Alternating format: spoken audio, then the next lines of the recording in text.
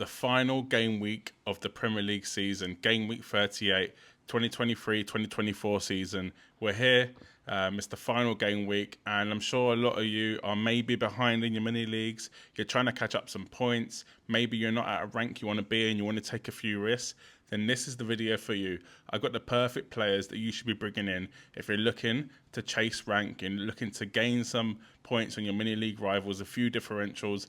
This is the video for you. Let's get into it. Yo, listen up, Rue is stepping up the game. Where fantasy Premier League runs in his veins. From transfers to captains, he's always on top. Guiding you through every game week non-stop. They say Rue got that Salah flow. Welcome to the channel, enjoy the show. Wild cards, free hits with so much vibe. If you're hunting for success, then make sure you subscribe. G'day mate, welcome back to the channel. I'm FPL Rue and welcome back to another FPL video. And in today's video, we're going to be going through some of the best differentials that you should be bringing in. If you're trying to chase someone that's maybe top of your mini league, maybe you want to get a few places higher in the ranks and you want to take a bit of a risk, then this is the video for you. First of all, thanks for everyone that's watched this season. If you could subscribe if you haven't done so, it would really help me out, and smash a like on this video. So first of all, we're going to go through defenders, midfielders and forwards. I'm not going to put in goalkeepers because I feel like if you're taking a risk, don't take a risk on a goalkeeper. Even defenders, you could argue that it's not really the place to go for, but I think with a lot of people having strong teams in midfield and forward spots, I think defenders can be quite a big differential, and especially defenders like Trent Alexander-Arnold. So 8.4 million he is. He's obviously got Wolves at home in this fixture, and he's under 10% owned, so still a pretty big differential. And because of his price point, I don't think a lot of people will be bringing him in for this game week. We know what Trent can do, so I won't go on too long about him. But this season, 3 goals, 5 assists. Not his best season. He's obviously had a few injuries, 23 starts, but we know what he can do. We know he can get goals. He's on set pieces, corners. And I think with Klopp's last game being at Anfield against Wolves, who are not a bad team, but they've got a lot of injuries. And I think, yeah, they're going to want to go out and perform for Klopp's last game. And I think Trent can be a really nice differential for that. Overall, do I think Liverpool are the best team defensively? Probably not. But I think with the fact that Trent is so attacking, and the fact that, like I said, he's on set pieces, he gets forward, drops into midfield. Yeah, I think he's the perfect kind of differential if you do have that free kind of defender spot available. Next up, I want to talk about a Fulham defender. So they do have Luton away. So I guess not the easiest game, but Luton are now relegated, and Fulham, I think, are going to do well against Luton in this game week. 4.6 million and 4.1% owned. It is Anthony Robinson, a player that has actually gone under the radar this season. I feel like he has had a very good season. Fulham were pretty good defensively towards the beginning of the season, and you could argue that they, I guess, have slipped down recently, but they did get a clean sheet in 36, clean sheet in 33, and for me, Robertson is an attacking fullback as well. So this season he's got 6 assists in 36 games, which is not amazing, but for a Fulham team that don't really score that many goals. They're not bad, but they don't score that many goals. I think he can be a nice differential if you do need someone around that 4.6, 4.5 price point. Next up, Thiago Silva. This one's a bit of a pick because he is obviously leaving Chelsea at the end of the season, and I think maybe if a penalty comes up, he could take it. Who knows? But I think it is a good fixture for Chelsea. So Bournemouth at home.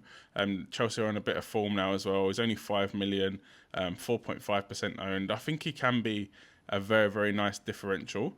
Obviously, it's, I guess, not most exciting as he's not really attacking, but he can get on the end of things. This season he's got 3 goals, 1 assist, which is for me pretty good return considering he's only started 27 games. And like I said, because this is his last game for Chelsea, you never know if they're 3-0 up and there's a pen, who knows, Palmer could hand it over to Thiago Silva. And I feel like these kind of stories are almost written that potentially a corner's going up, he's going to go up, he's going to want to score on his last appearance for Chelsea, and I think it could be a nice player to go for. If I had to pick, obviously I'd pick Trent, but obviously money is a big issue with him, and the fact that He's a very lot of money, and he's obviously a defender where you can probably go from midfield or forward around similar price point. But if you do have a defender slot opening up and you got the cash, definitely go for Trent. Second choice will probably be Thiago Silva if you don't already own three Chelsea players. I think it's a good fixture for them in terms of a clean sheet. Obviously, Thiago Silva's last game as well. And to be honest, I think that's another bonus because he's almost definitely going to be taken off before the 90 minutes to get kind of a round of applause or kind of a standing ovation from the crowd. Maybe stop play and let him walk off and clap the fans. So for me, that is a positive of a defender because if he gets taken off maybe the 65th minute, the 70th minute, it means he doesn't have to keep a clean sheet until the 90th minute to actually bank that clean sheet. So I think it could be beneficial. And obviously before 90 that would be terrible, but I can't see that happening. I think if he will get taken off, it will be around the 60th, 70th, 80th minute. So for me, get Trent if you've got the money. If not, and you are looking for a defender to be a bit of a differential, then go for Thiago Silva. So now we will move on to the midfielders, and I think there are a few decent options in terms of differentials if you are chasing your rank or chasing your mini league rivals. And I think the best probably to go for is probably Kai Havertz. You could say that he's not really a differential because a lot of people are probably going to be bringing him this game week. But for me, anyone under 10% owned is a massive differential, even though you could argue that I guess a lot of people that might be watching this video, or a lot of people on X, or a lot of people on other platforms, are probably bringing in Kai Havertz. But for me, that doesn't mean the whole game is. And I think under 10%, it's going to be a very, very nice differential to go for. He's also only 7.5 million, and he's got Everton at home the last game of the season. I know Everton have been pretty good defensively this season, to be totally honest with you. Probably they are second behind Arsenal. But for me, I think Arsenal are just too good at home. They're going to want to kind of go out with a bang, whether that's winning the league or coming second. And I think Havertz is going to start up front, and I do make him probably the best Arsenal option to go for, differential or no differential. This season, he did start off, I guess, a bit slow, but he's been on fire recently. 29 starts, 12 goals, 10 assists, which is very, very good considering he didn't get any returns for his first 6 games. So for me, that's pretty good. You could kind of look at that as 22 returns in 23 games. But for me, yeah, Havertz is definitely the one to go for from Arsenal. And I do think he's actually a better option than probably Saka as well, differential or no differential. Next up, I wanted to talk about Brennan Johnson, so a player that I have in my team, and he's only 5.8 million, which is for me a massive, massive bargain. 1.5% owned still, which is ridiculous considering he's just had a double game week and he's almost guaranteed to start in that Spurs team. Obviously, Spurs have got Sheffield United away. A pretty good game on paper, I'd say. The worst team in the league. They've shipped over 100 goals this season. Spurs are an attacking team, and to be honest, Brennan Johnson had 1.02 expected goals against Burnley in Gameweek 37, and to be honest, he probably should have ended up with 2 attacking returns. He got an assist, but he definitely should have got at least another goal, if not 2. So for me, I can see Spurs doing damage at that Sheffield United game. There is always a chance that Sheffield United are, I guess, have the pressure of relegation off them. They can go out and play freely. But for me, they've been relegated for a while now and we haven't seen any difference. So for that reason, I do think Brennan Johnson's a very nice option to go for. And he's a massive, massive differential. Under 2% owned, 1.5% owned for a player that's only 5.8 million, playing for attacking a team and playing as the worst team in the league. So yeah, for me, Brennan Johnson's a nice one to go for. A player from Liverpool that I think is a pretty good differential as well. Obviously, Mo Salah is probably the pick that everyone will probably be looking to go for if they can or if they have the money. But for those of us that, I guess, don't have the money, I don't have the money, I think Luis Diaz can be a nice differential. He is just over 10% owned, but I don't think a lot of people actually own him that are still playing the game and are still active. They've obviously got Wolves at home, which, like I said, with Trent, it's a really good fixture. Klopp's last home game as well. Liverpool are going to want to end the season well for him and end Klopp's tenure with a good result. And I can definitely see a lot of goals in that game. And I think Luis Diaz, I just trust more than, I guess, Gakpo. And I think Jota potentially could be back, but I can't see that. And for 7.6 million, I think can be a bargain. If I had to choose out of these 3, though, I think I'd go Havertz if you were chasing, but you weren't chasing by that much. For example, if you were 10 to maybe 15 points behind your mini league rivals and they don't have Havertz, then I think Havertz could be a good one to go for.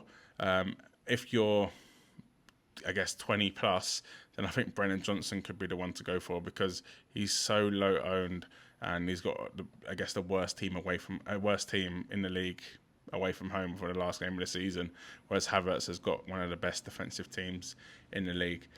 Luis Diaz, I think he's a good option, but I probably wouldn't go anywhere apart from Salah in that Liverpool team in terms of midfield options. But let me know what you think in the comment section below. So next up, we've got the forwards. So I think with the forwards, it does give you a bigger chance to go differential because I don't think there are that many good forwards at the minute. I think Haaland, Isak, maybe Watkins. Apart from that, I think you're struggling. So I think going for a differential forward is a little bit more feasible than maybe a midfielder or a defender. And I wanted to talk about Awani. So a player that hasn't started a game since game week 28 where he came off injured. But for me, he's been back now. He's got a minute off the bench in game week 36 and 4 minutes off the bench in game week 37.